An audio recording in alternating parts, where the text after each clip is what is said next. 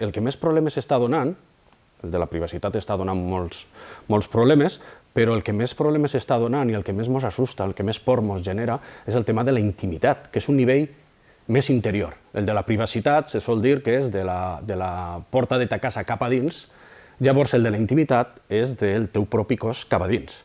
Llavors, se pot modular la voluntat lliure de les persones i la capacitat d'autonomia de les persones. El Big Data ha demostrat, amb la intel·ligència artificial, perquè ja dic que està tot junt hibridat, Internet de les coses, Big Data i intel·ligència artificial, ha demostrat que sí que pot fer-lo. Tenim casos com el de Cambridge Analytica, o millor dit, d'eixes empreses que estan intentant modular la voluntat lliure per a que en política, per exemple, o en el mercat de consum, votes sense saber per què, votes el que ells volen que votes o que compres el que ells volen que compres. Llavors està passant això. He votat i per què has votat al Brexit? No ho sé. La gent no ho sap. Ens han manipulat d'una forma molt sutil. I aquest és un dels grans perills.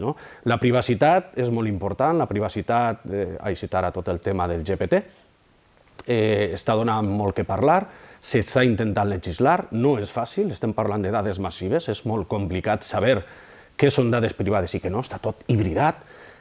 Llavors, el que més por me fa, a mi almenys, des de la filosofia moral, és el de la intimitat, perquè ahir sí estem prenent decisions, moltes voltes, en contra de la nostra societat, en contra d'un mateix, sense saber que les estem prenent. Això és molt perillós.